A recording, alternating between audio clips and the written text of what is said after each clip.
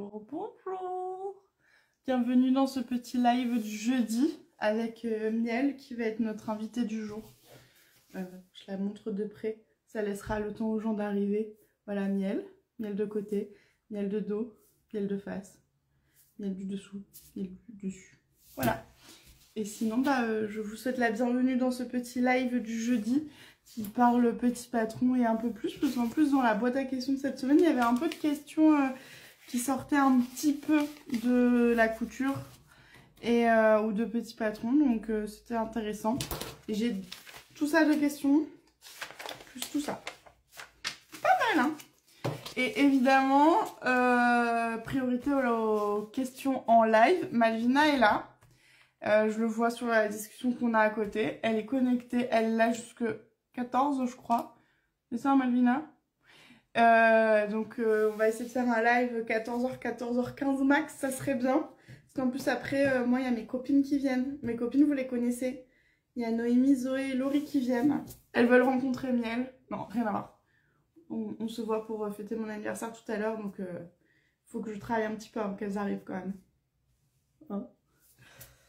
Hein? Ok. Du coup, quelles sont les nouvelles? Quelles sont les nouvelles?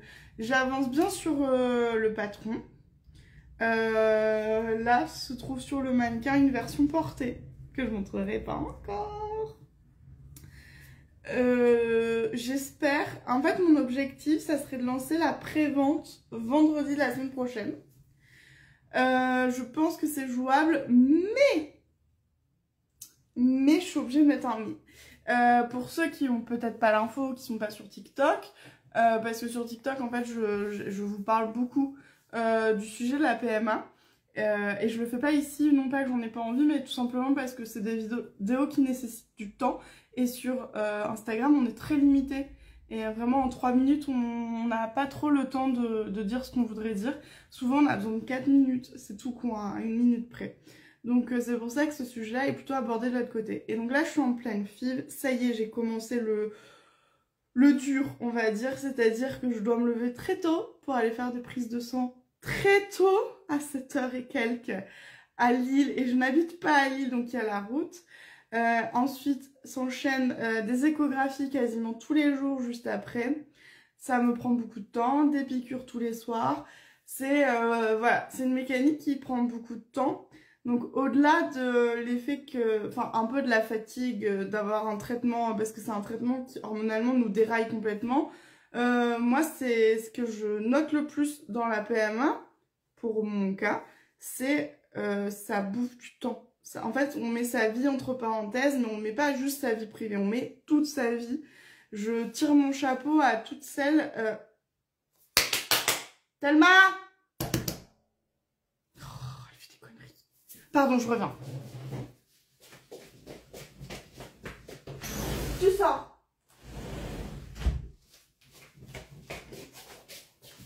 J'ai un chien qui me pique tout ce qui est dans mon potager. Et elle pique toutes les fraises actuellement. Du coup, je la surveille. Pardon, donc je disais juste que... voilà, ça prend... En fait, c'est la fatigue, elle vient plutôt du temps que ça prend. Moi, je sais pas comment font hein, celles qui travaillent à côté et qui ne le disent pas à leur employeur parce que légalement, on a droit à des temps d'absence pour un parcours PMA. Mais on le sait tous que personne ne dit à son employeur qu'il est en PMA puisque ça veut dire derrière congé maternité qui est l'ennemi juré de tous les employeurs. Et à même titre, mon mari, il en a parlé à très peu de monde dans l'entreprise parce qu'il n'a pas spécialement envie... de se prendre des remarques, elle peut gérer toute seule, etc. En sachant qu'il faut savoir que les maris ont l'obligation légale de participer à une grosse partie, en fait, du processus pour les inciter à les intégrer. Alors moi, j'avais pas de problème, mon mari est hyper intégré là-dedans, mais il y a vraiment des obligations légales de présence. Et du coup, en fait, ça prend du temps. Donc c'est pour ça que je vous dis que le patron, en pré-lancement, je l'estime à vendredi. Mais j'espère juste que j'aurai bien le temps qu'il me faut encore pour finaliser ça. Et aussi, en fait, dans le cadre d'une PMA, ce qu'il faut savoir, c'est que... Enfin, d'une FIV, parce que PMA, c'est le mot général. Là, on est dans la FIV. C'est qu'en fait, vous connaissez pas votre planning pour le lendemain. tous les jours vous attendez, donc là j'ai fait ma prise de sang ce matin, j'attends que mon application sonne pour me dire ce que je dois faire ce soir et demain. Attends. Et c'est tous les jours comme ça jusqu'à un jour où elle va nous dire, eh ben demain on se retrouve, mais cette fois vous êtes hospitalisé pour la ponction ovarienne qui là nécessite d'être endormi, etc. Donc c'est une grosse journée quand même celle-là, même si on sort le jour même. Hein. Cassé en deux, mais on sort.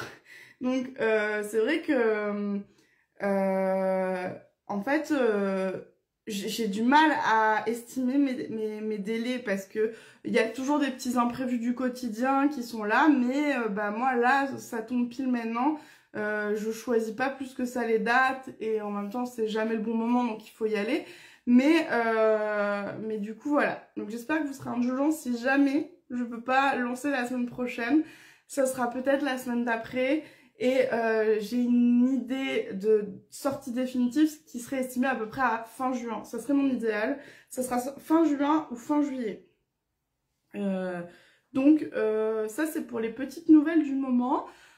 L'autre mini nouvelle c'est que hier il y a eu un code promo qui n'était pas prévu. J'ai expliqué en fait parce que j'avais besoin de tester le fonctionnement d'un nouveau logiciel dans le cadre d'un projet avec des influenceurs et du coup, je vous remercie pour ceux qui l'ont utilisé. Alors, je suis très contente que vous en ayez profité, très clairement. Mais en plus, ça m'a permis de tout vérifier. Donc, ça a fonctionné. C'est une bonne nouvelle. Et les bonnes nouvelles, on les prend. Donc, franchement, on est très bien accompagnés depuis quelques années maintenant pour le site.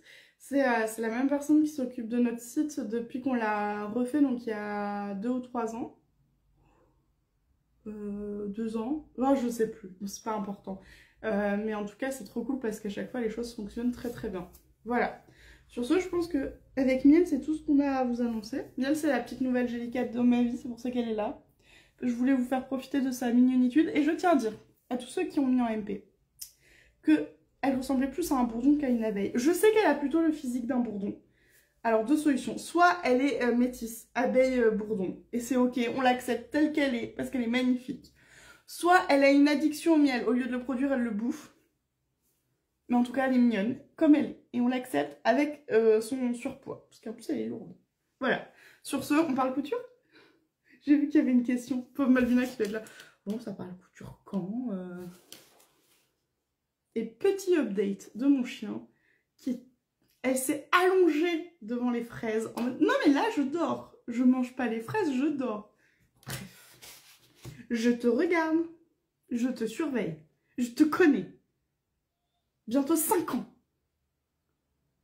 Que je l'aime mais qu'elle fait beaucoup de bêtises. Bref, passons aux questions couture. Alors, j'ai cru voir passer plein de messages hyper gentils. Alors je vous fais des cœurs parce que j'ai pas eu le temps de tous les lire. Mais je sais que vous êtes tous très bienveillants autour de ce projet. Et, je vous avoue que c'est beaucoup plus facile de là continuer en vous parlant honnêtement du fait que je suis en parcours vraiment parce que la première fille, vous l'avez pas vue passer. Mais elle était tellement prenante en temps et en énergie que c'est quand même plus facile, je trouve, de pouvoir être hyper transparent avec vous et vous dire, voilà, je sais pas dans quel état je serai physiquement ni mentalement, donc on fait ce qu'on peut comme on peut et comme on veut et du mieux qu'on peut et tout va bien se passer. Sur ce, Miel, tu veux regarder les questions? Miel sait pas lire, c'est une peluche, elle ne parle pas. C'est vrai. Bon, je la mets... on la laisse dans le décor, on la laisse là. Hop. La première question, c'était, je voudrais faire un... Alors, faire un don cordon dans le tissu de ma future robe Charlotte. Dois-je... Ah, faire un cordon. Pardon, j'avais mal lu. Donc, elle voudrait faire un cordon dans le même tissu que sa future robe. Est-ce qu'elle doit suivre le droit fil? Oui, suis le droit fil. T'as pas d'intérêt, enfin, il n'y a pas de besoin d'être dans le billet. Ce qui fait qu'en suivant le droit fil, tu feras beaucoup plus d'économies de tissu, clairement. Tu as le droit, sauf si c'est un motif, mais encore... J'ai envie de te dire que sur un cordon, c'est tellement fin que le motif ne se voit plus, on voit juste le rappel des couleurs. C'est que tu as le droit de le faire aussi en ce qu'on appelle le contre-droit fil. Donc le droit fil, c'est ce qui est parallèle à la lisière. La lisière, c'est les bords très propres de vos tissus. C'est là-dessus que les vendeurs vont mesurer pour couper quand vous leur dites 1, 2, 3 mètres. Donc ça, c'est le droit fil.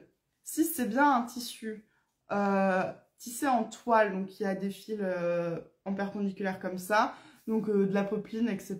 S'il n'est pas extensible, tu peux travailler sur ce qu'on appelle le contre-droit fil. Donc normalement tu es comme ça, bah là tu peux te mettre comme ça, donc dans la largeur de ta laise.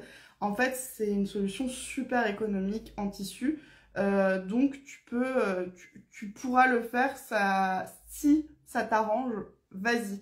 Et d'ailleurs il y a certains de nos patrons, quand ils ont des ceintures qui sont coupables en contre-droit fil, vous avez deux droits fils, vous avez le droit fil comme ça, comme d'habitude, et vous avez un autre droit fil. C'est juste pour vous dire que suivant votre métrage de tissu, si en mettant dans l'autre sens vous économisez du tissu, il faut y aller et faites-vous plaisir, on le fait aussi. Mais il ne faut pas que ce soit un tissu qui ait de l'élastane, il ne faut pas que ce soit un tissu qui soit en tricot, donc en maille. C'est moins recommandé sur du satin et du jean parce qu'en fait, il a un tissage avec en plus un fil en diagonale qui change un petit peu le tombé. Et c'est moins joli aussi parce que du coup, votre diagonale, elle bouge et ça se voit un petit peu. Sur du chambré, tu peux y aller les yeux fermés, pas de problème. Tu peux couper en droit fil ou contre droit fil. Ensuite, alors dans la boîte à questions, je vais arracher ma feuille, ça sera plus simple. Je vais les prendre dans l'ordre. Du coup, on y va. Que penses-tu de la coupe d'or? C'est une question que je trouve super intéressante. J'ai longtemps eu un avis un petit peu négatif qui a complètement changé. En fait, la coupe d'or, c'est un système qui existe depuis extrêmement longtemps puisque ça existait déjà avant que Noémie et moi fassions nos études. Et on a commencé nos études en 2009, donc ça fait plus de 15 ans. Il faut le dire. et du coup, à l'époque, Noémie n'avait pas du tout aimé son expérience, la coupe d'or, et je la comprenais. Moi, j'étais d'accord avec elle, puisqu'en fait, il y a une espèce un petit peu de... On a l'impression... Enfin, ils vous disent que vous allez devenir créateur de vos vêtements. En fait, c'est plutôt faux. Vous allez quand même faire un modèle imposé. Par contre, vous allez le faire à vos mesures, et ça, c'est sympa. Mais vous n'allez pas pouvoir faire exactement ce que vous aviez en tête. Vous avez encore des modèles... des coupes, etc. imposées. Par contre, moi où je fais évoluer mon avis, c'est qu'en fait, je trouve que c'est bien parce que on est dans une époque où je trouve qu'il y a beaucoup de projets autour de la couture qui vous mentent un peu en vous faisant croire qu'avec 3 semaines de modélisme, vous êtes capable de faire vos vêtements. Et en fait, le modélisme, c'est très long, c'est technique, ça demande beaucoup d'exercices et d'entraînement, il y a énormément de choses à savoir. Et du coup, en fait, une formation de modélisme, c'est minimum 3 ans. Et en 3 ans, vous apprenez que les bases. Hein. On va pas se mentir, il faut encore pousser après. Sauf que si c'est pour votre plaisir personnel, je comprends que vous n'ayez pas le temps d'aller prendre des études intensives de 3 années. Et je parle pas de cours du soir une fois par semaine. Hein. Je parle de cours tous les jours en présentiel. En plus, le modélisme, c'est, je trouve, une discipline qui a absolument besoin de présentiel parce que c'est pas tant tu poses tes mesures de telle manière, c'est la gestuelle qui va vraiment faire. Et le vrai modélisme, c'est pas de créer la base patron, c'est qu'une fois que tu as cousu ta première toile, il y aura des défauts. Et il faut que tu les vois. Et ensuite, il faut que tu saches les modifier. Et ça s'apprend avec quelqu'un à côté qui va se mettre à côté de toi, qui va travailler ton œil, qui va te montrer et qui va montrer ses gestes. Donc, apprendre les bases du modélisme pour pouvoir faire ses modifs, c'est difficile. C'est un vaste sujet. Et du coup, je trouve que la coupe d'or a au moins l'avantage de pouvoir vous donner un peu de satisfaction dans le fait de faire un peu vous-même, d'avoir un peu le sentiment d'être modéliste de vos modèles, tout en ayant une méthode qui est tellement cadré, c'est vraiment vous faites un point A3, un point A4, un point A6, en fait vous ne décidez de rien, hein. Il vous guide à 100%, mais du coup vous avez un bon résultat sans devoir passer par des années d'études, donc voilà, c'est un bon compromis. Maintenant, la coupe d'or, c'est pas une formation de modélisme, vous pourrez pas lancer votre propre marque avec la technique de la coupe d'or derrière, clairement, c'est super cher, et je vais mettre des guillemets. À la dernière fois où je me suis renseignée là-dessus, ça reste encore un style très ringard. Peut-être que ça a évolué depuis, parce qu'ils ont refait une grosse vague de communication. J'ai vu beaucoup d'influenceurs qui en ont parlé. Donc ils avaient fait une campagne, clairement. Et du coup, peut-être que ça s'est modernisé, je ne sais pas. Ça, je suis pas allée vérifier, mais mon avis, il est pas si mal, en fait. Juste, attention, ça coûte cher. Donc, en plus, je crois, si j'ai bien compris, vous avez le pack de départ, et après, il faudra racheter à chaque fois un peu les je vais mettre des guillemets, je sais pas comment ils appellent ça, les patrons. Mais il me semble que c'est comme ça que ça fonctionne. Maintenant, je l'ai pas entre les mains, je n'ai pas spécialement envie de le tester parce que bah, moi je sais faire mes patrons. Du coup, je n'ai pas forcément envie d'aller voir une méthode qui est là pour un peu simplifier pour ceux qui ne savent pas aller faire les patrons. Mais non, pour monsieur, madame, tout le monde qui a envie de faire de la couture et créer un peu ses patrons, bah, ça peut être sympa. Alors, en live, il y a une question. Comment bien nettoyer son fer à repasser? Oui, je sais. C'est galère. C'est galère. Moi, les deux méthodes...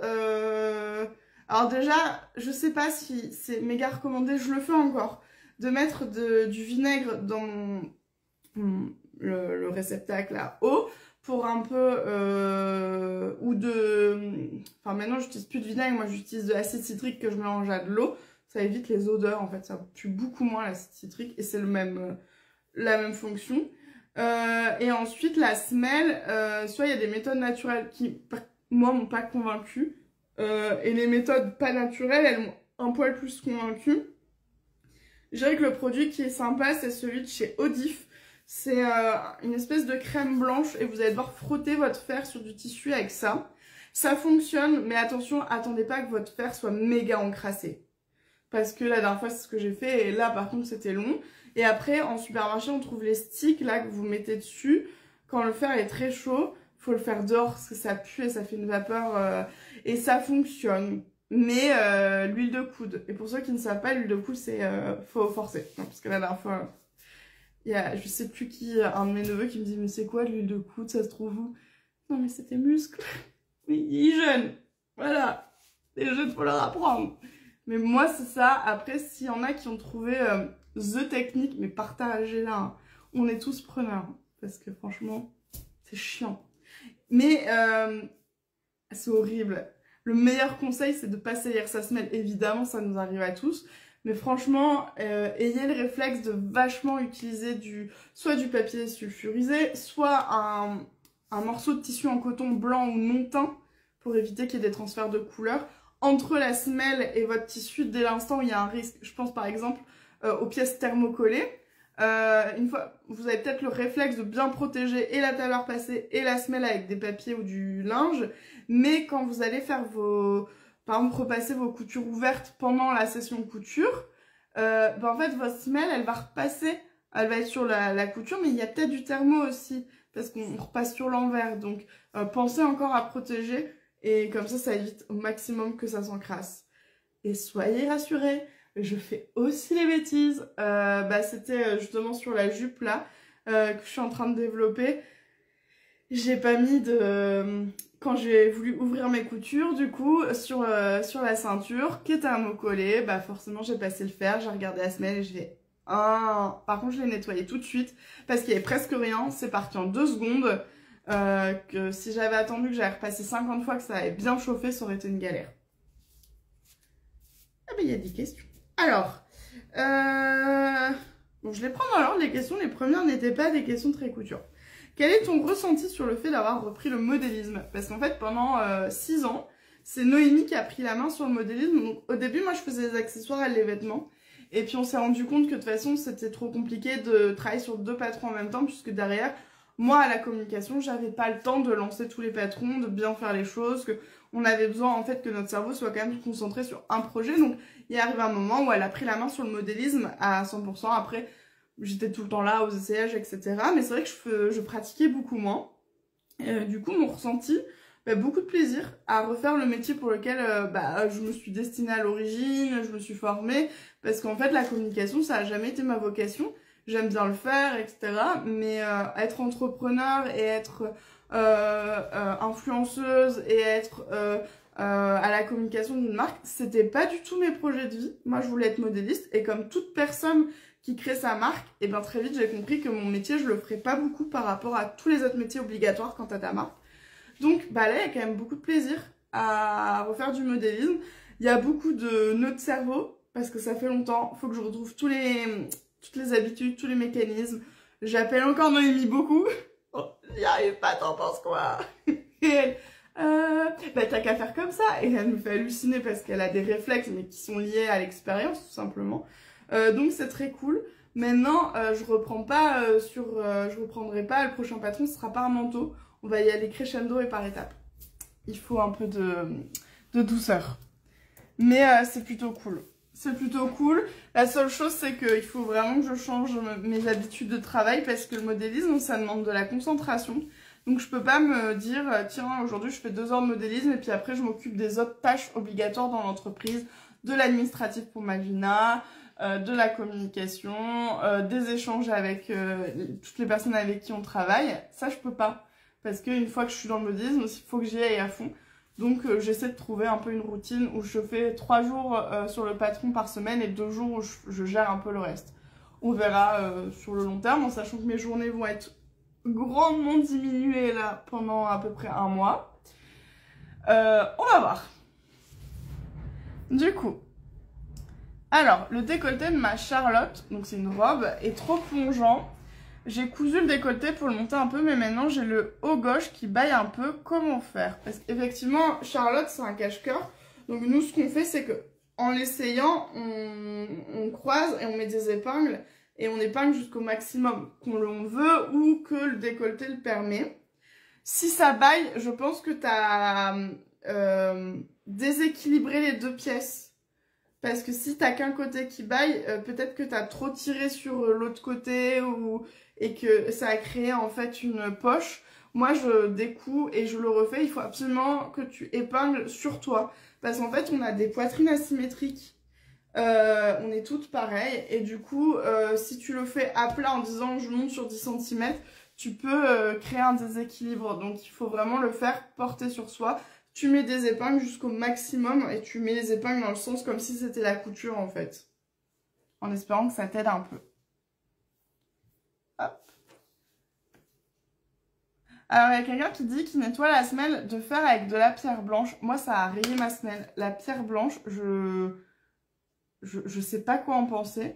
J'ai essayé une que j'ai achetée, puis j'en ai fait fabriquer. C'était de la pierre d'argile peut-être que j'ai fabriquée. C'est la même chose, je ne sais plus. Mais j'ai rayé mon fer et ça m'avait un peu saoulée. Alors peut-être que j'avais pas pris le bon truc. Hein.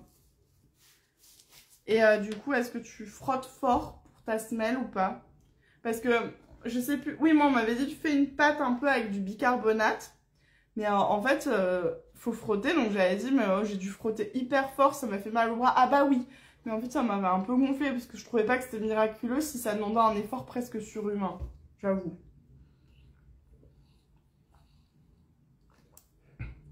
Alors, quelle aiguille faut-il utiliser pour coudre un tissu qui est matelassé? C'est une très bonne question.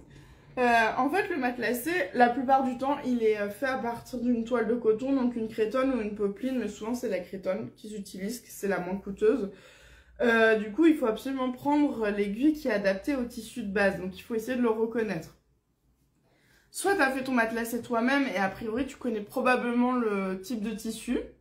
Donc dans ce cas-là, tu te fais confiance. Soit tu as acheté ton tissu matelassé et souvent ils peuvent être en velours, en cretonne de coton, popeline de coton, peut-être en gaze, ça doit arriver en gaze. Mais tu vas prendre l'aiguille qui est adaptée au tissu extérieur qui est matelassé. Des fois, il y a des matelassés bimatières, et ben là, il faut faire des essais. Tu commences avec une universelle et tu vois un peu si ton point saute, si ton point est régulier, parce que bah, quand on associe 2 tissus qui sont pas composés de la même manière, qui sont pas tissés de la même manière, bah, il faut trouver l'aiguille la plus adroite sur cette association qui n'est pas dite naturelle en fait. Donc apparemment avec la pierre blanche, il faut pas frotter fort. Bon, bah écoute, je réessayerai.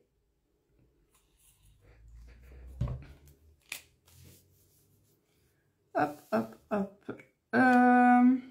Alors, j'ai cousu le débardeur Anna et sous les aisselles il baille ici. Est-ce que je dois faire une taille en dessous juste sur cette partie-là et tout le reste du patron à la bonne taille parce qu'il lui va bien, sauf là. Alors ça c'est morphologique, c'est le jour où on arrive à faire un patron qui est sur mesure pour tout le monde, mais alors ce serait génial, mais je pense que ça n'arrivera pas. Parce que enfin, on est tous uniques, tout simplement. Donc, moi, ce que je ferais, c'est que en fait, tu l'essayes et tu penses ce qui déborde ici. Tu mesures et tu reportes cette petite modification sur tes patrons, donc tu l'enlèves et tu reprends juste ton débardeur si tu as le courage. Mais c'est vrai que je ne ferai pas un micmac de 2 tailles patrons parce que c'est juste cette zone, ça va être compliqué. Je pense que le mieux c'est vraiment d'adapter, donc vraiment tu viens pincer avec des épingles pour voir ce qu'il y a en trop tu penses juste à bien enlever cet excès de tissu, tu l'enlèves bien sur tes patrons, sur les 2 pièces, parce que tu pinces bien sur la couture, pour enlever la même chose devant et dos, ce sera plus harmonieux. Bon là on rentre dans le modélisme, mais je pense pas que ce soit trop compliqué. Le plus chiant c'est que là comme il est cousu, tu vas devoir le réouvrir, ouvrir aussi la partie, parce qu'elle a une parementure, donc il va falloir l'ouvrir une fois. Mais ça vaut la peine si tu as envie de le recoudre et que le modèle te plaît. Au final, tes versions d'après, ça ira nickel et ça sera cool.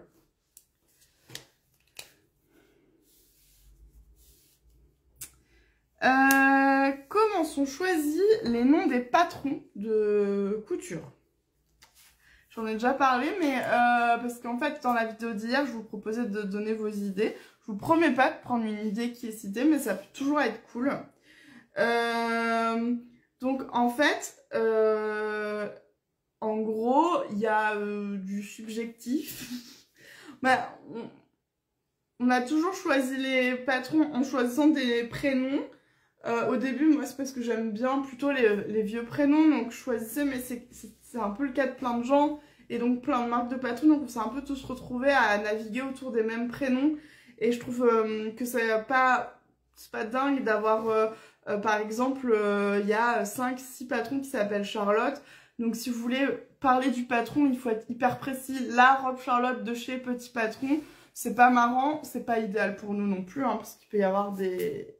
Ça peut se confondre. D'ailleurs, petite anecdote, une fois une dame est venue se plaindre, comme quoi notre patron, il était pas de qualité. Mais en fait, on comprenait pas. C'était moi d'ailleurs qui répondais, donc ça date, Malvina n'était pas encore là.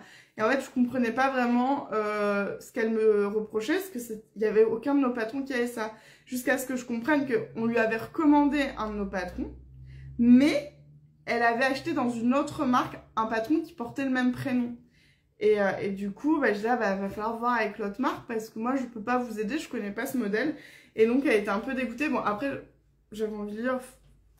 Il s'agirait de quand même vérifier, mais là, je m'étais fait engueuler sur un patron que j'avais pas fait. J'étais, je peux juste me concentrer sur les miens. Donc, on essaie de choisir un peu les prénoms, mais par contre, moi, il y a des règles depuis toujours. Il faut que ce soit des prénoms qui existent, parce que je fais pas partie de la team qui aime les prénoms inventés.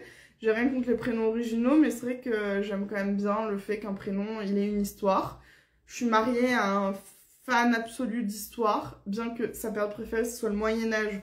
Donc parfois il me propose des prénoms comme Cunégonde et je suis là, mollo. Du coup voilà, j'aime bien les prénoms avec un historique et après aussi qui s'écrivent facilement. Parce que des fois il y a des prénoms, ils sont compliqués, on les connaît pas beaucoup, ils sont longs et du coup on peut faire des fautes d'orthographe. Encore une fois, c'est pas terrible quand tu veux chercher le patron si tu sais pas trop comment l'écrire. Donc c'est un peu comme ça que je choisis. Donc après on fait souvent des appels pour vos idées. Il y a des patrons où c'est vous qui avez choisi les prénoms ou proposé des idées. Et puis il y a des prénoms de patrons qui sont arrivés avec nos propres envies et idées. Voilà. Et le prochain patron n'a pas encore de prénom. Je suis en réflexion. Il y avait des bonnes idées dans vos propositions. On verra. Je dois décider. Ce sera pas Miel, parce que Miel, c'est elle. Alors. Ah, la question, Gaston me fait des petites épaulettes ici. Je sais que ça arrive. Encore une fois, c'est une histoire de morphologie. Qui est frustrante, je suis d'accord. Mais en fait, au niveau des épaules, on peut être tous différents. C'est pas toujours évident d'avoir un peu le modèle parfait. Et en fait, quand on a une épaulette, je vais un peu la créer, on va dire là. Il faut venir pincer Donc vous allez pincer et sur la manche et sur votre corsage. En général, on va aller jusqu'ici, devant, à peu près à la même distance derrière. On va mettre des épingles vraiment pour coller l'épaule. Et ensuite, il va falloir redessiner les lignes sur vos patrons. Donc il va falloir faire sur la manche, mais aussi sur votre corsage devant, l'emmanchure, et pareil sur le dos. Il faut reporter les bonnes valeurs et il ne faut pas être trop barbare. Il ne faut pas y aller trop fort, hein, parce qu'on a tendance à vouloir faire comme ça et après bah, vous rentrez plus dedans. Donc c'est comme ça qu'on fait la petite modification. C'est pas la plus simple, mais voilà, il faut venir penser. Donc comme ça, hop, on met des petites épingles. J'essaie de vous montrer. Alors c'est hyper dur de se le faire soi-même, on va pas se mentir. Mais je vais venir mettre mon épingle parallèle à ma peau pour venir en fait pincer l'excédent de tissu qui pourrait me gêner. Qui n'existe pas sur ma version et du coup, j'ai dû tirer. Voilà. Alors, peut-on remplacer les fronces de la robe Charlotte par des plis plats? Bah oui et non. On peut tout faire en modélisme, mais il faut savoir le faire. Alors, je dis oui et non parce qu'en fait, là, tu dois retravailler tout ton patron puisque la robe Charlotte, elle est travaillée avec assez peu de fronces. Donc là, il n'y a clairement pas assez de matière, donc tu vas devoir rajouter de la matière pour tes fronces. Et tu vas devoir créer tout le patronage des plis plats, parce que les plis plats, ils ont un patronage bien particulier, avec une régularité qui demande quand même un peu de connaissance. Mais en tout cas, aujourd'hui, Charlotte, elle est prise pour de la fronce et non pas des plis plats. Donc, clairement, t'as pas assez de largeur. Donc, il va falloir tout modifier. C'est un gros travail. Et il faut savoir que les plis plats à cette zone-là, qui se trouve sous la poitrine, c'est pas judicieux en fait. D'un point de vue esthétique, rapport corps, je vais pas juger le style, chacun a ses goûts en matière de plis. Mais c'est vrai que c'est des plis qui en fait vont créer, qui vont faire rebiquer les tissus. Parce que c'est un pli qui va donner de la raideur au tissu. Et du coup, comme c'est ici, ça va un peu se décoller de ton buste. Si jamais tu as un peu d'excédent de graisse à cet endroit-là, ça va venir faire comme ça. Et ce sera pas forcément très joli. Et sur les côtés, ça va faire rebiquer ta robe. Donc, c'est pas ce qu'il y a de plus recommandé pour... c'est pas ce qu'il y a de plus recommandé en fait pour ce patron-là. Et c'est pour ça d'ailleurs qu'il n'y a pas de pli plat à cet endroit-là. Alors...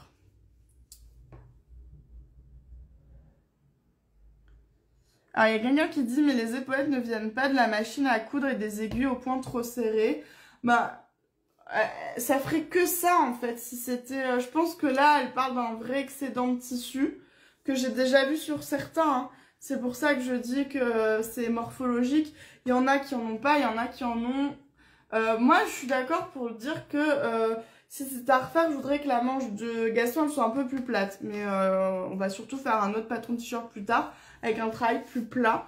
En fait, ça dépend des corps, des gens. Vraiment. Et c'est hyper dur parce que quand on fait de la couture, on veut que ça soit parfait. On a une exigence naturelle en se disant, comme je le fais moi-même, ça doit être impeccable. J'attends que ça soit parfait. Mais en fait, c'est la même problématique que vous allez avoir en magasin. C'est-à-dire qu'il y a des marques qui travaillent sur des types de corps. Et donc, c'est pour ça que vous trouvez plus votre bonheur chez telle enseigne, chez l'enseigne Y, et que vous ne trouvez jamais votre bonheur chez l'enseigne Z, parce que chez Z, ils ne travaillent pas forcément sur vos morphologies. Moi, si j'ai un bon exemple, quand j'achetais encore assez jeune dans le commerce, chez H&M, je trouvais les choses qui m'allaient. Chez Zara, rien ne m'allait. Rien n'était fait pour mon type de corps, ce qui fait que même si je rentrais dans le vêtement, ça ne m'allait pas, c'était pas fait pour moi. Bah, c'est la même chose en couture, en modélisme. On n'a pas encore le secret pour faire des patrons. Enfin, on a un secret qui est très répandu en ce moment dans la mode et que je reproche un petit peu dans le milieu de la mode et du patron. C'est la vague des patrons sans aucune forme. Comme ça n'a pas de forme, c'est pas grave.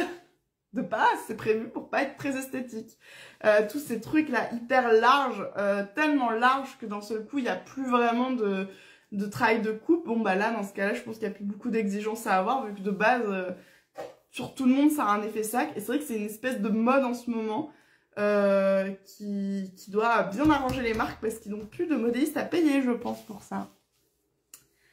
Alors, est-ce que la crétonne de coton est un bon tissu pour avril? Je sais pas si tu regardes le live, si tu es là en live. Personne qui a donné. J'ai tellement aimé ta question parce qu'elle était bien faite. Dans le sens où tu as bien parlé de type de tissu et de sa composition. Trop contente. Du coup, la crétonne de coton est-il un bon tissu? Point, non.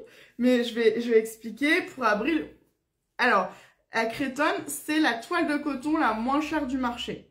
C'est une toile qui, à la base, avait plutôt été faite pour faire ce qu'on appelle de la petite décoration.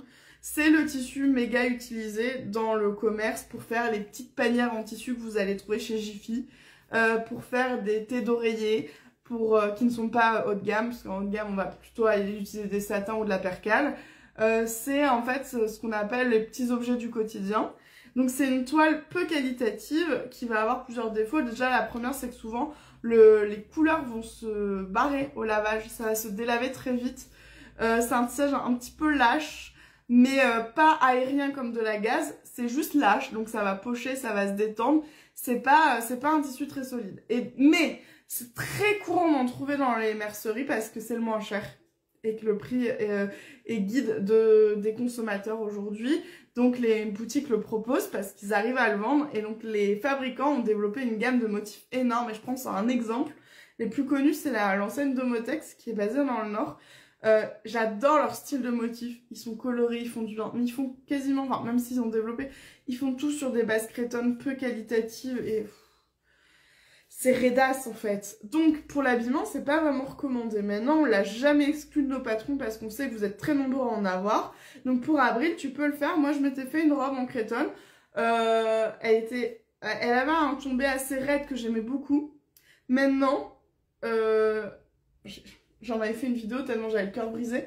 Cette robe, elle a tenu que 1 an et demi à peu près parce qu'en fait, elle s'est tellement délavée, détendue qu'elle était plus du tout jolie, quoi. Ça faisait vraiment vieux tissu et donc il faut retenir juste que, bon, si vous en avez, utilisez-le, mais si vous voyez que c'est de la crétonne, il est bien écrit parce qu'ils le disent pas tout le temps. Les vendeurs vont facilement vous dire oui, oui, oui, c'est de la popeline, ne vous inquiétez pas. De toute façon, il y a un manque de vibrance dans les couleurs. Elles ont un petit côté un peu délavé naturellement sur les crétonnes. Voilà, évitez. C'est parce que... parce qu'en fait, ça dure pas longtemps et la couture, c'est tellement long. Ah bah, voilà, Léna Tricotte, elle dit... la crétonne, c'est mon tissu pour mes toiles portables avant de passer à la poppine, mais c'est un très bon réflexe. Parce qu'effectivement, c'est assez proche du rendu de la poppine, donc pour faire tes essais, tu vas avoir quelque chose de très cohérent et tu fais un bon essai qui va être portable.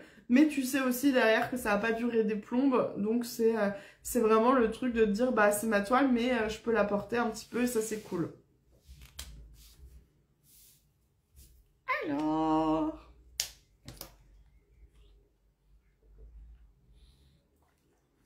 Est-ce que tu vois les posts Instagram ou Facebook qui mentionnent Petit Patron? Je ne vois pas ceux de Facebook.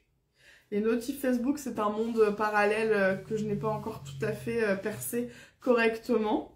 Je suis pas une amie de Facebook. J'ai l'impression qu'ils se sont dit on va compliquer les choses parce qu'avec le temps ils ont rendu ça compliqué. Donc je ne vois pas les mentions Facebook. Je vois les mentions Instagram uniquement si. Alors, si vous avez vraiment mentionné sur la photo quand vous créez votre post. Là, je vais aller voir ce que ça arrive dans un dossier. Par contre, la mention qui est juste dans le commentaire descriptif, je ne la vois qu'une fois sur 10. Parce que j'ai tellement de notifications. En fait, j'ai une notification à chaque fois que quelqu'un laisse un commentaire, à chaque fois que quelqu'un like une photo, à chaque fois que quelqu'un identifie.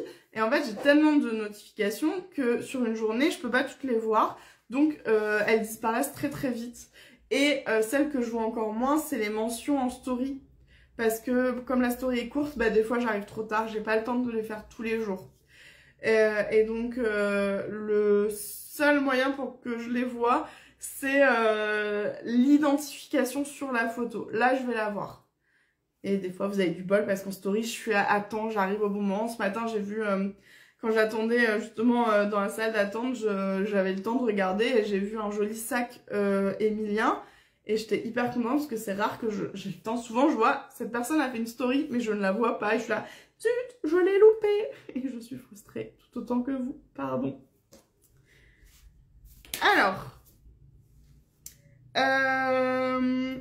Est-ce que le short Soren, et je vais réunir parce qu'il y a eu deux questions très similaires, ou la salopette Oasis, peuvent être allongés en pantacourt ou en pantalon? Non. Un short c'est un short, un pantalon c'est un pantalon. Oasis, je l'ai allongé. Je vous ai fait un article sur mon blog couturedébutant.fr pour vous montrer ce que ça donne. Ça donne un truc sac à patate énorme, une consommation de tissu astronomique. En fait, pour une version pantalon, on retravaille tout le travail de coudage au niveau du genou et la fourche. La fourche n'est pas la même, donc la fourche c'est la couture qui se trouve dans votre entrejambe. Elle n'est pas la même quand c'est un short ou un pantalon parce que la quantité de tissu et le poids va avoir une incidence sur le tombé de la fourche et l'emplacement où elle va se mettre. Concrètement, si ça vous rentre dans les fesses, c'est que c'était pas une fourche de pantalon. Et du coup, je déconseille fortement d'allonger Soren ou Oasis. Vous allez vous retrouver avec un truc, c'est plus un pas de def. Hein. Là, c'est un immeuble sur chaque jambe et ça va pas être esthétique. Il va y avoir plein de plis un peu partout parce que ça n'a pas été pensé pour. Donc vraiment, je vous le conseille pas. Je sais que vous voulez un pantalon. Je pense qu'on ne le fera jamais chez Petit Patron parce que c'est compliqué comme pièce et que vous avez tellement l'attente que ça soit la pièce parfaite que nous, on n'a jamais été prêts à affronter les déceptions de ceux qui vont dire que c'est pas un bon patron parce qu'il leur va pas. Parce qu'en fait, les pantalons, vous le voyez en magasin, tous ne vous vont pas. C'est la pièce la plus compliquée. On préfère 1000 fois faire des corsets et des manteaux que des pantalons. Parce que le pantalon, bah, ça nécessite presque d'être sur mesure, mais on peut pas faire du sur mesure. Donc, du coup, voilà. Peut-être qu'on fera un jour des pantalons un peu larges pour échapper un petit peu à certaines des contraintes. Mais pour le moment, on n'est pas prête. Je dis on parce que c'est un débat qu'on a avec Noémie depuis 4 ans. 4 ans. Bonjour, quel patron peut-on coudre à... Oh, mon ordi s'est éteint. Attendez. J'ai pas eu le temps de voir. Quel patron peut-on coudre en lin 200 grammes? Donc le 200 grammes, c'est une toile de lin basique. Tu peux faire pas mal de choses. Tu peux faire toutes les robes. Donc tu peux faire Charlotte sans problème, Avril, Hermione, Léontine. Tu peux faire la chemise Axel. Tu peux faire la chemise de mon livre. Du coup, la chemise Roxane. Tu peux faire... je réfléchis. Ina, j'ai oublié. Ina aussi, tu peux la faire. Attendez, j'ai ma boîte avec mes patrons. Ça va peut-être m'aider en lin. Parce que... pas Hector en 100% lin. Là, je vais tester Hector en lin et viscose. Tu peux faire techniquement la jupe Chelsea ou la jupe Kate. Mais attention, ça va se froisser très vite. Je pense que j'ai à peu près fait le tour des patrons qui sont compatibles avec une toile de lin. Ouais, je vérifie. Parce que là, je vais te déconseiller une grosse partie des accessoires parce que ça va être trop fluide. Bon, les doudous, évidemment. Ouais, j'ai fait le tour. Voilà, robe et blouse. En espérant que ça t'inspire. Alors, est-ce que je vous donne la réponse et la question après? Parce que la question, elle était sur un ton un peu limite, probablement pas du tout intentionnel, mais reçu désagréablement. Donc la réponse est non, jamais. Et la question c'est à quand Charlotte enfermée? Voilà, point. Donc je le dis avec un peu ce ton-là, c'est la manière dont je l'ai reçu. Je l'ai annoncé il n'y a pas très longtemps, on arrête les mises à jour patron, ça coûte trop cher. Ça coûte beaucoup trop cher. Ça coûte doublement cher parce que déjà bah, la plupart des gens en fait avaient déjà le patron, en bénéficient. Donc nous, en fait ça coûte à peu près 4-5 000 € de mettre à jour un patron avec le temps de travail que ça nécessite. Payé au lance-pierre, hein, je précise quand même. Et derrière on fait pas forcément beaucoup de ventes et donc on ne rentabilise pas. Et ça coûte cher parce que c'est à ce moment-là qu'il y a le plus de gens qui disent « Ah mais j'avais acheté le patron il y a à peu près 833 ans, je l'ai plus, je le veux. » Donc quand Malvina, elle doit vous mettre à dispo à nouveau les patrons avec les factures et tout, je vais pas vous mentir, techniquement ça me coûte très cher hein, de la payer à faire ça. Et c'est pas le truc le plus passionnant pour Malvina, donc pas de mise à jour patron. Charlotte dos fermé, ça n'existera pas. Peut-être qu'un jour il va y avoir un patron qui fusionne un peu l'esprit de Charlotte et Avril avec des nouvelles manches et le dos fermé. C'est une grande éventualité. Mais voilà, ça arrivera à ce moment-là, ce sera un patron qui sera retravaillé, mais Charlotte ne se verra pas mettre à jour avec un dos fermé. Ni en extension payante, parce que les gens veulent pas payer les extensions payantes.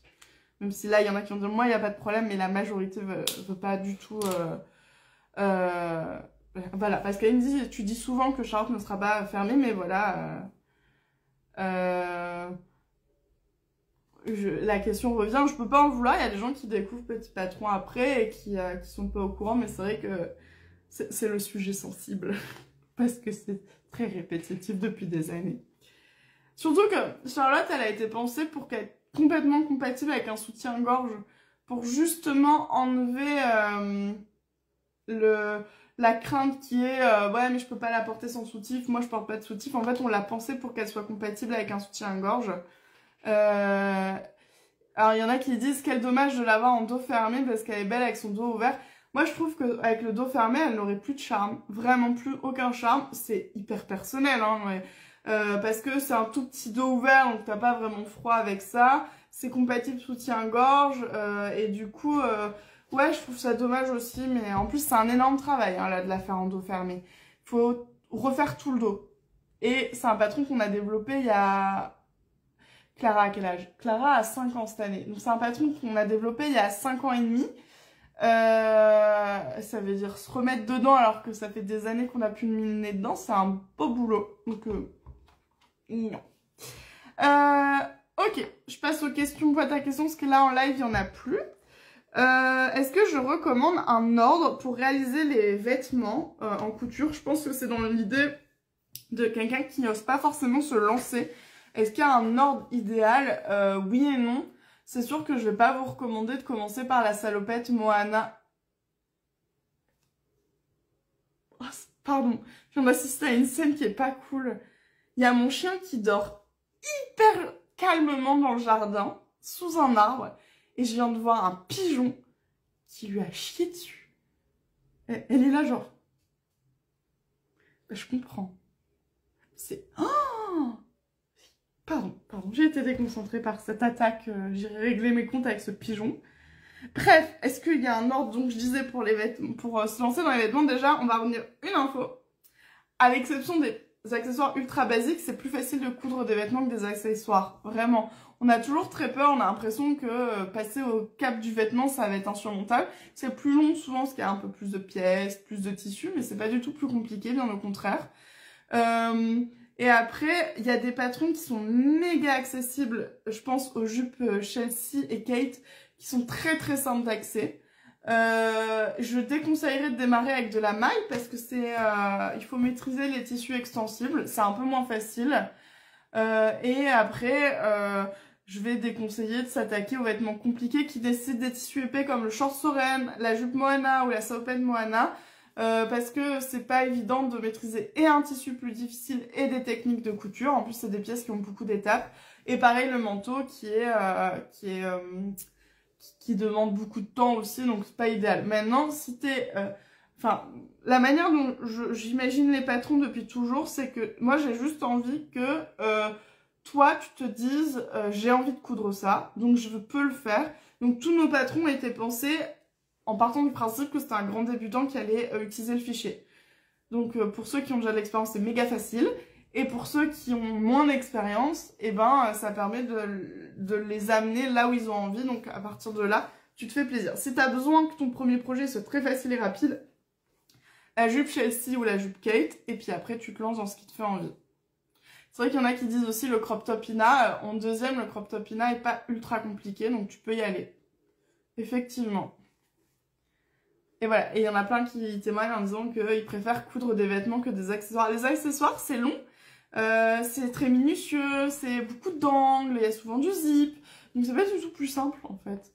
Après moi j'aime bien, j'aime beaucoup, mais il y en a qui vont coudre que des vêtements, il y en a qui vont coudre que des accessoires, il y en a qui vont coudre de tout. Voilà. Il y a une question en live, du coup, est-ce que la robe Charlotte en lin mélangée à de la viscose, ça te paraît jouable? Carrément, très beau, le rendu sera incroyable. C'est juste que le lin viscose, j'en ai cousu la semaine dernière. Je vais en recoudre là bientôt. C'est chiant. Ça bouge beaucoup. C'est un tissu très fluide, je dirais que c'est un tissu fourbe, qui a très envie d'aller partout, sauf là où tu veux. Donc, ce que je te recommande, c'est d'avoir déjà cousu Charlotte une fois. Comme ça, la méthode de couture, tu la connais. En fait, tu es à l'aise avec les pièces, les étapes, etc. Et ensuite, tu inspires, expires régulièrement. Tu prends ton temps, prends ton temps. Mais par contre, ça sera très très joli et très agréable. Ma robe Ina que j'ai cousue pour le mariage auquel j'ai assisté en Thaïlande est en lin viscose. Depuis, je ne jure que par ce tissu-là parce que le confort, c'est un tissu qui est pas trop léger, donc il vole pas trop. Donc tu te sens un peu protégé. Il est respirant, il tient pas chaud, il a quelque chose un peu léger dans le porté. Hyper agréable. Je valide. Ah, on a Christelle qui dit qu'elle n'ose pas se lancer dans un vêtement alors qu'elle a cousu Marguerite. T'as cousu Marguerite, vas-y. Fais le vêtement qui te fait envie. Enfin, tu peux me faire un MP si t'en as plusieurs en tête et que t'hésites. Mais vas-y, hein. Tu t'es attaqué à une pièce suffisamment complexe pour être capable de faire un vêtement. On fonce. Moi, je dirais que le seul conseil que j'ai envie de donner quand vous lancez dans votre premier vêtement, c'est ne choisissez pas le tissu coup de cœur absolu. Choisissez un tissu facile, donc partez sur de la popeline de coton. Arrangez-vous pour que le patron soit compatible avec de la popeline de coton. C'est un tissu très facile à coudre, qui vous fera pas de mauvais plans et qui vous évitera en fait de compliquer les choses. Vous allez vous concentrer sur les différentes étapes de couture et une chose à la fois. On n'apprend pas à tout faire d'un coup. Il me faut un exemple. Vous avez jamais conduit, vous n'allez pas vous inscrire à une course de Formule 1. On est tous d'accord. Bah, c'est un peu pareil. Apprenez à conduire, puis apprenez à conduire vite sur des routes. Puis, je sais pas comment on fait pour aller en Formule 1, j'en ai aucune idée. Mais voilà, vous avez compris l'idée. Étape par étape, mais on y va. Pascaline qui dit « Clairement, Marguerite, c'est un crash test sur la patience en coulure. » C'est vrai, je vais la montrer. Alors, je la ferme parce que là, elle était ouverte. Mais voici Marguerite. Moi, je m'en sers absolument tous les jours. En fait, c'est une trousse de couture qui a été pensée pour qu'on ait accès à tout notre matériel du quotidien.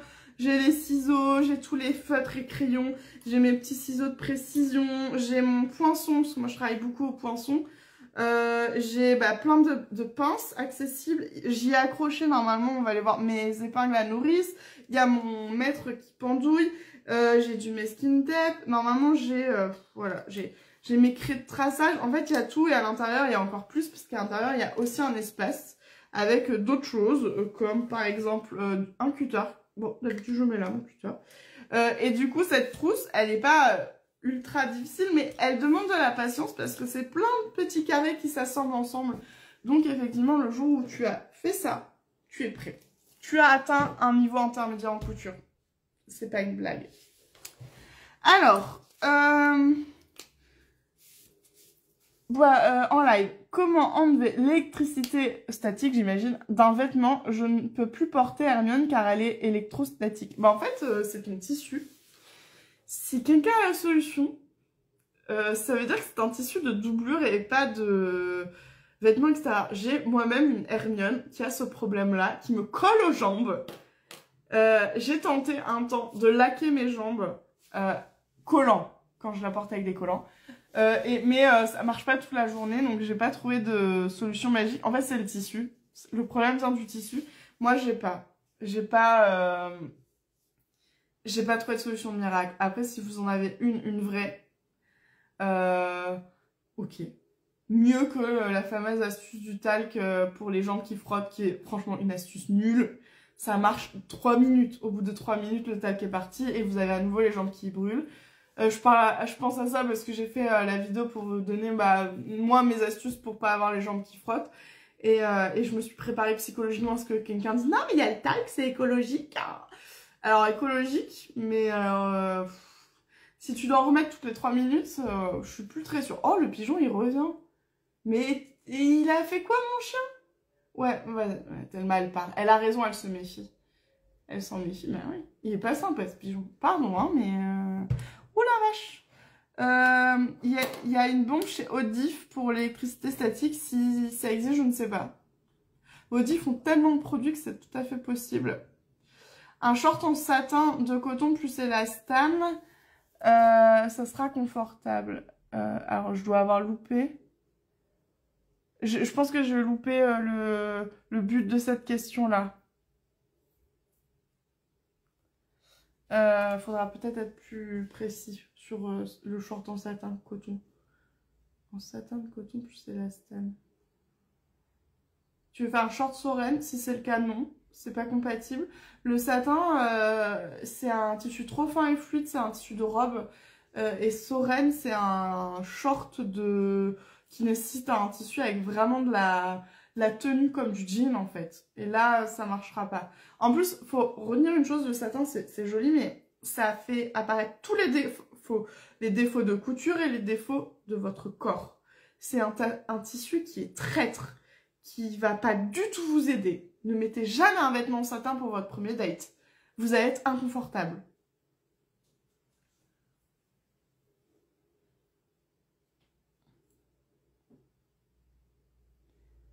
Ok, il y a une bombe anti-électricité statique chez Action, mais la personne n'a pas testé. Moi, j'en ai ras la casquette d'Action. J'avoue que je trouve que tout est un peu de la merde. C'est pas cher, mais tu gardes rien. Donc, j'avoue, j'irai pas la tester, moi, celle d'Action.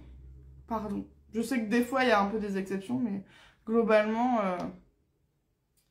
Alors, c'est pas parce que ton satin, il est en coton qu'il est moins... il a un peu moins traite, oui. Mais ça reste pas du tout adapté pour faire le short Soren, si c'était ça ta question. Ça reste un tissu de robe ou de jupe.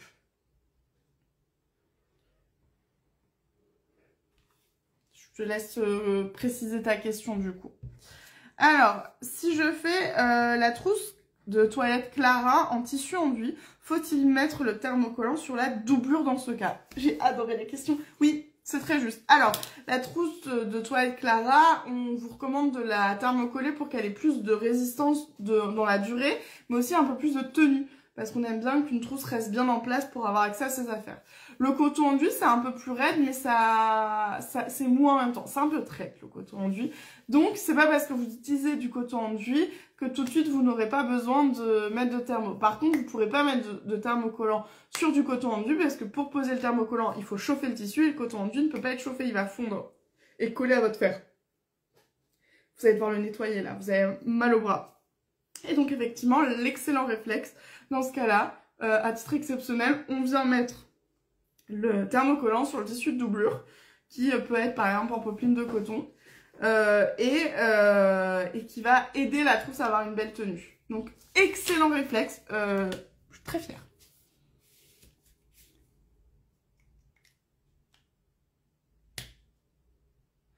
Donc il y a bien une bombe anti-statique chez Audif, faut tester et la personne dit mais c'est pas très écolo. Et effectivement c'est un peu le problème de toutes ces matières. Après, je comprends, hein, on est frustré d'avoir cousu une robe qui colle au corps. Moi, j'avoue, je la porte quand même si elle est chiante. Je trouve qu'avec des collants, elle est beaucoup moins chiante qu'à même la peau. Donc, je la porte plus facilement l'hiver. Mais je ne sais pas si ce sera le cas pour la tienne, ça dépend un petit peu des tissus. Mais ne rachète pas ce tissu, même s'il est beau. Alors... Ah oui, mais cette question, je pourrais pas vraiment y répondre, mais je vais quand même donner les astuces. Est-ce que tu pourrais nous montrer comment transférer les pinces ou les poches sur le tissu? Elle disait probablement que j'avais une meilleure technique que la sienne. Bon, peut-être pas. La technique officielle, c'est de passer des fils Vous prenez une aiguille main, vous prenez le fond d'une bobine de fil, là. Vous savez, celle où vous savez plus quoi en faire, parce qu'il reste presque plus rien. Et en fait, on va passer à travers le patron et on va laisser un long fil qui transperce le tissu. En général, on ne fait pas de nœuds. Ça vous rassure, vous faites des nœuds, mais il faudra les défaire, ça va être chiant. Ça permet de marquer un tissu, de passer à travers le patron, d'être très précis, sans que ce soit quelque chose qui l'endommage. En fait, en général, une pince, on vient cranter au niveau du bord, sur quelques millimètres. On passe le fil sur la pointe et ensuite on plie à l'aide des crans d'un côté. On met cran sur cran et la pointe, on plie. Là, après, vous pouvez utiliser une crétailleur si ça vous rassure pour rejoindre entre le repère de cran et la pointe, ça peut vous aider. C'est pas obligatoire, mais ça peut vous aider. Alors, le tissu antistatique était un tissu Atelier Neko. Et ben du coup je sais pas du tout lequel. Parce que j'ai pas du tout souvenir, en tout cas j'ai pas dû le coudre moi parce que j'ai pas eu de problème. Mais désolée Pascaline. Pardon. C'est les... Des fois on était nous-mêmes assez déçus de la qualité. Je me souviens des tissus Made in France. J'avais un petit peu bien râlé auprès du fabricant parce que je trouvais que la qualité tissu, la résistance dans le temps était hyper faible pour le prix que ça avait coûté. Il y a d'ailleurs un des tissus qu'on n'a jamais mis en ligne tellement moi j'étais pas d'accord avec la qualité du tissu. Et on a fini, on l'a revendu à une copine qui l'utilise pour faire des essais en fait. Mais on était très déçus et le fabricant français avait dit bah qu'est-ce que vous croyez, faut bien faire des économies, on pourra pas faire mieux. Et moi j'étais vas-y, va défendre le Made in France si le Made in France est moins quali que le Made in China. On peut pas faire de... Là j'étais arrivée à ma limite moi. C'est l'envers du décor à l'époque de la mercerie qui me gonflait mais royalement. Qui ne me manque pas. Rien ne me manque dans cette mercerie je dois dire. À part les tissus, à part les rouleaux de tissu en pagaille, c'était sympa. Alors, tu penses coudre ton Hector en lin viscose quand? J'ai très envie de le faire, mais du coup, j'attendrai bien ton retour. Alors, les tissus sont... Du coup, j'ai contacté les coupons de Saint-Pierre. Ils avaient fait une newsletter sur les lins et viscoses, et je leur ai dit, est-ce que... on peut faire une collab. J'aimerais bien tester un de mes patrons que je n'ai jamais cousu dans ce tissu-là. On me demande souvent, je ne sais pas quoi dire aux gens parce que je suis pas sûre à 100% du résultat. Donc j'ai les tissus, je les ai lavés, mais je dois finir, j'ai le patron en cours. J'ai ma chemise, la rayée, vous savez, là j'aimerais bien la finir. Je lui avais dit non, mais je vais la coudre en une semaine, on est à 2 mois. J'ai une robe Gaston que je dois finir plus vite que le reste parce que j'ai commencé une vidéo qui vous attendait beaucoup. Avant de m'attaquer à ça. Et pour ceux qui ont loupé le début du live, je suis en pleine... je suis en parcours Bahama, je suis en train de faire ma deuxième file. Donc là, je sais, j'ai de l'expérience, ça y est. Hein. Je sais à quel point j'aurai pas de temps, d'énergie, de capacité physique. Parce que c'est vrai que je l'avais pas dit au début. En plus, je crois qu'il y a un message après là-dessus, justement. La stimulation ovarienne qu'on fait dans le cadre d'une FIV et l'endométriose, ça donne un cocktail de l'enfer hormonalement, moi, qui me démonte. Physiquement, je vais être cassée mentalement aussi. Parce que quand on est cassé physiquement, on l'est aussi mentalement. Je vais avoir les hormones... faudra pas... Si je ne fais que hurler, voilà. C'est un SPM x 50. Donc je ne sais pas quoi te dire, je te promets pas de le faire vite. En même temps, j'aimerais bien le faire vite parce qu'on rentre dans la saison d'Hector. Moi aussi, j'ai envie de le coudre et de le porter maintenant. En plus, qui dit FIV dit le ventre qui va doubler de volume parce qu'on est gonflé par les piqûres et les hormones. On a des hématomes plein le ventre. Peut-être que je vous montrerai pour que vous voyez ce que ça donne un ventre à la fin d'un parcours de stimulation. Et du coup, Hector serait le parfait, le modèle parfait pour être bien. Donc j'aimerais le faire vite, mais je promets rien. Voilà. Parce que tout le monde sait que j'avais dit que je ferais ma robe et je ne l'ai pas faite. Voilà.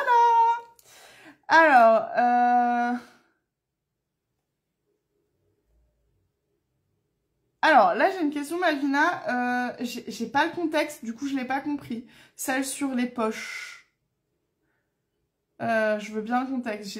A priori, c'est une discussion et je comprends pas trop. Donc, les lins viscoses de chez Coupons Saint-Pierre, c'est quali. Bah, je viens de les avoir, je les ai achetés, je les ai pas encore cousus et... Enfin, il y en a un que j'ai très bien si, j'en ai déjà cousu un du coup en début d'année. Ma robe Ina, je l'ai portée que 5 fois. J'estime que j'ai pas encore énormément porté. En tout cas, après l'avoir fixée avant de la coudre et de la laver, mon tissu ne bouge pas, il est nickel. Et pour le moment, elle est parfaite. Mais je pourrais vous faire un retour réel dans un an, quand j'aurai vraiment porté sur ma saison. Du coup, peut-on épingler le patron en sème sur un tissu imperméable? Je comprends complètement ta question.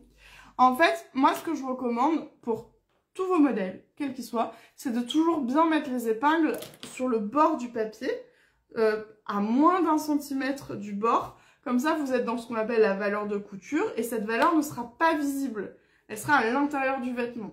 Donc pour les tissus imperméables qui peuvent parfois marquer, bien qu'il y en ait peu qui marquent réellement longtemps, au moins vous êtes sûr de ne pas faire de bêtises. Je pense surtout, les vrais tissus compliqués, c'est les cotons enduits qui, eux, peuvent faire des trous un peu visibles. Donc tu épingles dans la valeur de couture, il n'y aura pas de problème.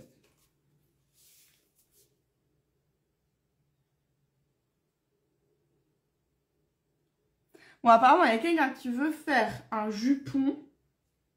Et du coup, elle se demande, si j'ai bien compris, si elle peut utiliser le patron Kate. Et sans poche. Oui, c'est possible. Après, ce sera pas un jupon très juponnant. Ça dépend si c'est un jupon juste d'avoir une sous-jupe opaque pour les modèles qui peuvent être transparents. Ou si tu veux le jupon qui va donner du volume. Si tu veux un jupon qui donne du volume, il faut un vrai jupon avec plein de matières différentes qui vont donner le volume et du froufrou en pagaille. Si c'est une sous-jupe pour la transparence, Kate, pas de problème.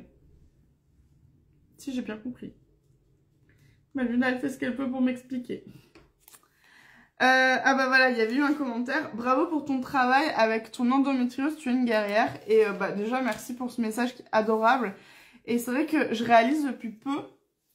En fait, je trouve que, et c'est un sujet très actuel, je pense, hein, c'est vrai qu'on se rend compte quand même que nous, les femmes, on nous a un petit peu vachement dit souffrance silence.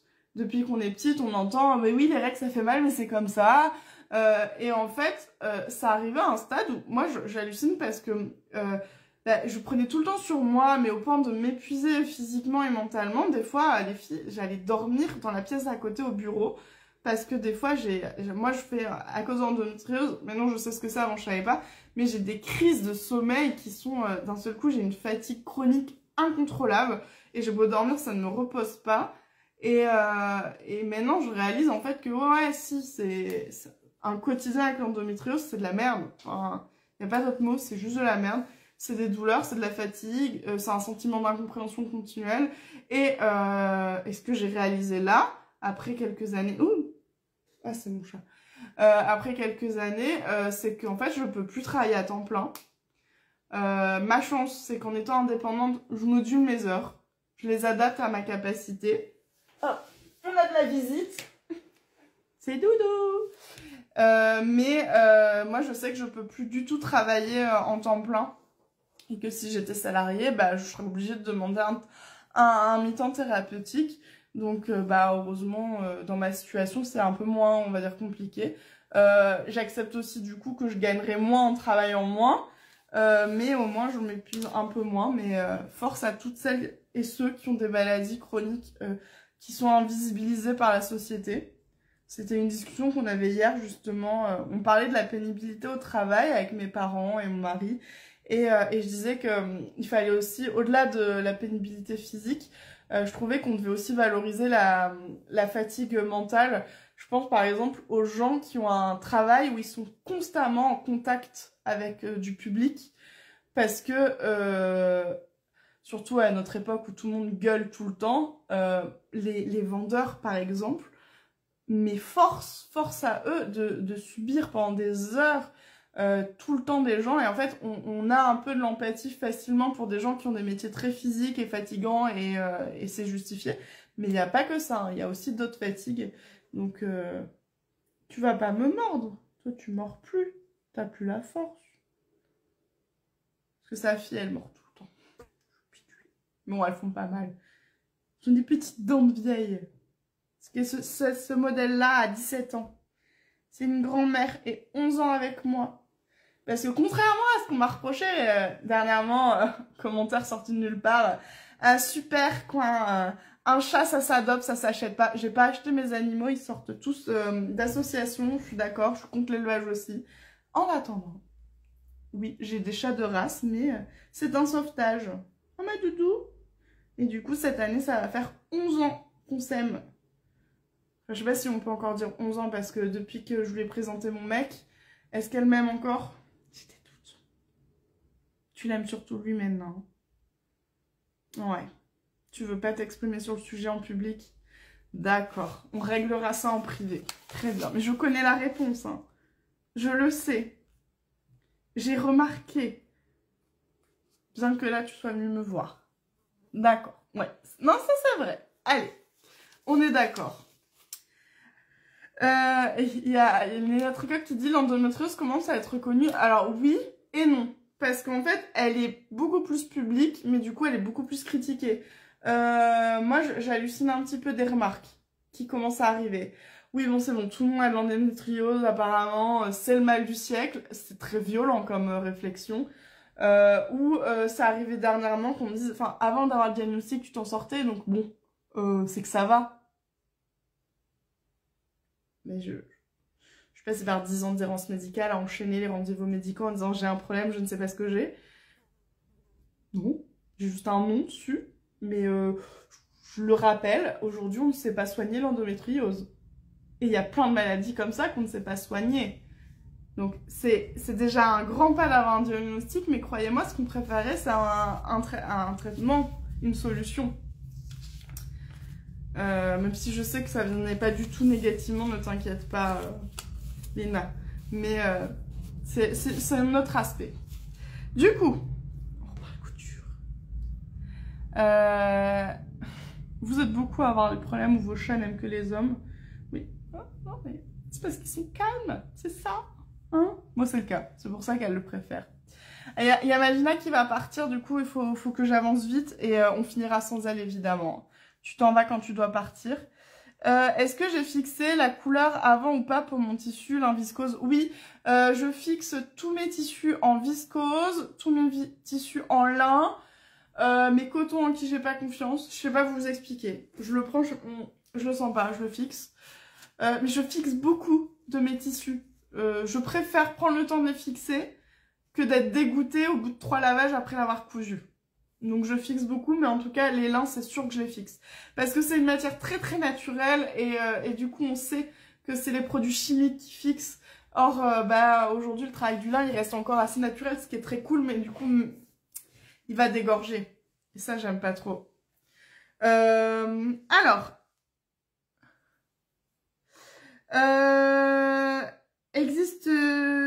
existe-t-il des astuces pour savoir si le motif d'un tissu ira bien à un modèle? Oui, il y en a une.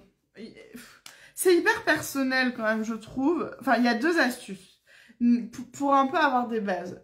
Moi, je dirais que la première astuce, c'est si ça n'a pas été fait dans les vêtements du commerce, c'est qu'il y a peut-être une bonne raison. En fait, moi, je regarde beaucoup quand même ce qui se fait un petit peu dans le milieu de la mode. Parce que si jamais vous voyez un type de motif, une taille de motif sur un vêtement en particulier, c'est peut-être pas qu'une histoire de mode, c'est peut-être aussi parce que ça marche pas très bien. Après, c'est toujours une histoire de goût. L'autre chose, l'autre astuce que j'aime bien, il y a Malvina qui s'en va, sachez-le. Donc il va falloir que je sois attentive au live. Au revoir Malvina, merci. Donc du coup, ma deuxième astuce, en fait, c'est qu'il faut qu'il y ait une logique de taille de motif avec la taille de la pièce. Ce qui veut dire que si vous avez un petit modèle qui va avec des petits morceaux de tissu, évitez les très grands motifs parce qu'on ne saura pas les lire. En fait, on va avoir du mal à comprendre ce que c'est. Alors, sauf si c'est une volonté d'avoir quelque chose d'abstrait. Mais on s'assure que la taille du motif soit cohérente avec la taille pour, par exemple, sur cette trousse, là, ça nous permet en fait de voir qu'il y a des animaux sur ce motif. Là, il y a un petit lion. On le voit, on le distingue. Là, il y a une girafe. Je crois que c'est tout ce qu'il y a sur... c'est des lions et des girafes. Mais c'est moi, je mets en fait la pièce patron sur mon tissu pour me rendre compte. Ensuite, si on veut utiliser un gros motif, il vaut mieux que ça soit un modèle qui a des grandes pièces. Là, c'est le cas. Le motif est assez grand. Du coup, il n'y a pas de découpe ici. Comme ça, on n'a pas coupé le motif avec les découpes. Et il existe une dernière astuce, c'est que plus le motif est petit, plus il peut faire mal à l'œil un peu. On va se dire, oh là là, c'est dur. Et donc, on va éviter de mettre des toutes petites fleurs sur une grande robe longue. Parce qu'elle peut un petit peu être dure à regarder. Comme des petites rayures sur une grosse robe, on va éviter. Sur une grande robe longue, on va préférer des grosses rayures et des gros motifs. C'est des règles un petit peu non obligatoire mais recommandé. Alors, un tuto TikTok pour fixer le tissu, ça serait top. Je l'ai filmé, faut que je le monte. Je l'ai filmé. J'ai profité là d'avoir fixé mes tissus lin et viscose pour vous filmer justement. C'est très simple hein, pour fixer les tissus, mais je dois juste monter la vidéo.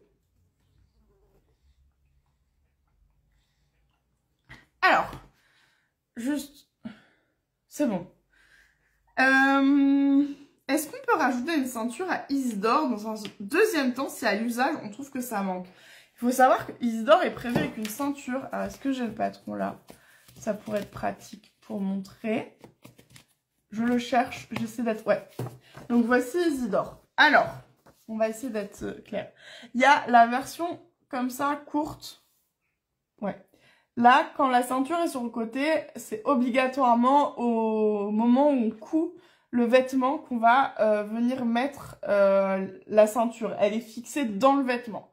Par contre, sur cette version-là, qui correspond aux autres versions, ça fait du flou. La ceinture, elle se met au dernier moment, donc aucun problème, tu peux la faire après. Pas de problème. Mais c'est déjà prévu dans le patron. Alors, pour... Alors, tu avais parlé d'un concours lors de la diffusion des créations à fleurs. Va-t-il avoir lieu? Oui, j'ai juste pas du tout eu le temps encore de mettre le nez là-dedans. Promis. Promis. Mais j'ai pas eu le temps. Je suis quand même assez concentrée sur le prochain patron. Il va y avoir un peu cette... En fait, soit je fais un nouveau patron, soit je fais plein de trucs avec vous sur les réseaux, mais je peux pas faire les deux. Donc là, on est un peu en mode patron pour le moment.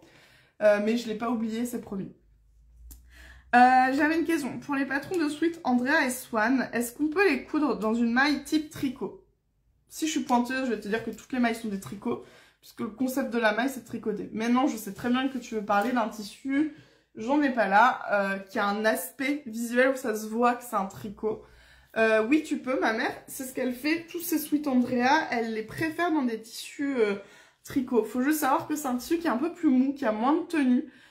Du coup, ça a un effet un peu plus lâche. Ma mère, c'est ce qu'elle aime bien. C'est ce côté un peu lâche et oversize du pull. Mais c'est pas du tout incompatible, mais t'auras pas la tenue. T'auras pas ce sweat qui est bien en forme. Il sera plus mou, en fait.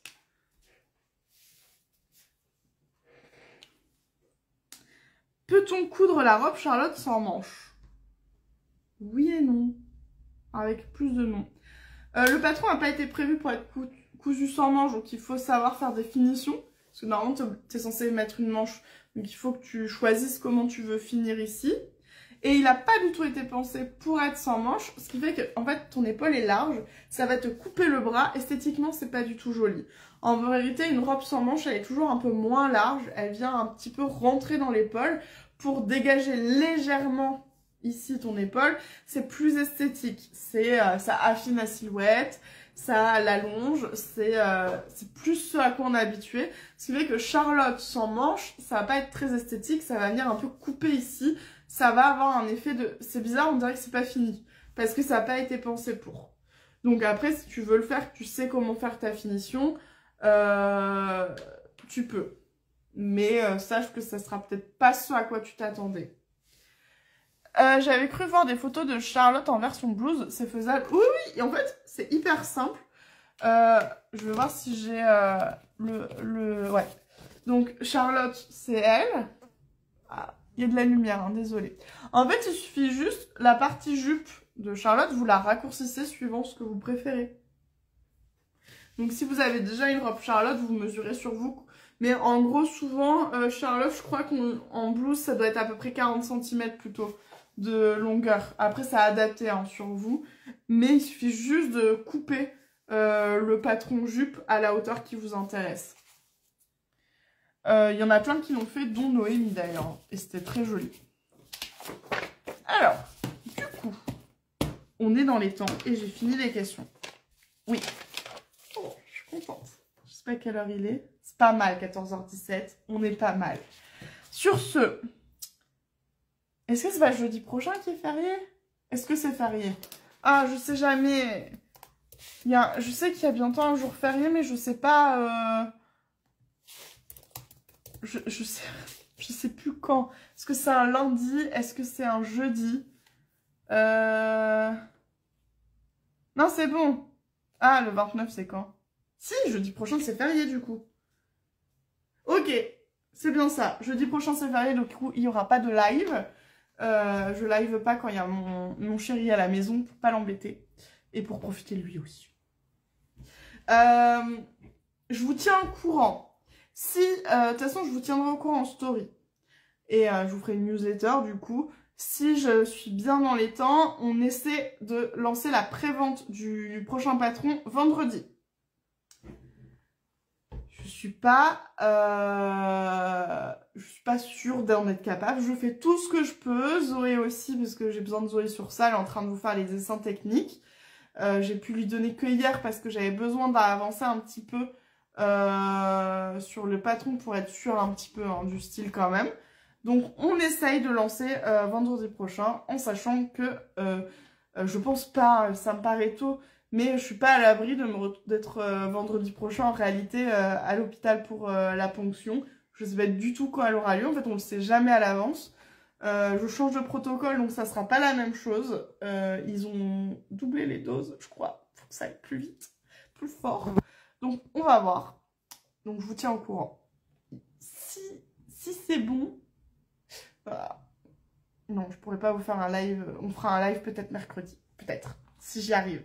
Ou lundi d'après. Ou je sais pas. De toute façon, il y aura un temps. Hein. On va... je pense que globalement, vous me disiez plutôt 2 semaines pour la prévente. Ça me paraît pas mal. Sachant que je vise une sortie fin juin. Même si c'est un peu court. Mais j'aimerais bien essayer de le faire. Ça m'irait bien. On va voir. Je vous tiendrai au courant évidemment. Mais on est sur ça comme ambition. On se tient au courant en story. Mais on retient, jeudi prochain, il n'y aura pas de live. Voilà. Et Didi, tu veux dire au revoir? Attendez, peut-être qu'elle arrive. Miel vous dit au revoir. Non, Didi vous dit pas au revoir, elle est partie. Pardon. C'est pas le chat le plus poli de la Terre. Je vous souhaite une très belle journée. Merci à tous ceux qui étaient là, à tous ceux qui sont aussi en replay. Je mets tout de suite le replay sur YouTube. Et puis, rendez-vous demain sur YouTube pour une nouvelle vidéo qui est un crash test qui va vous intéresser, je pense. Voilà.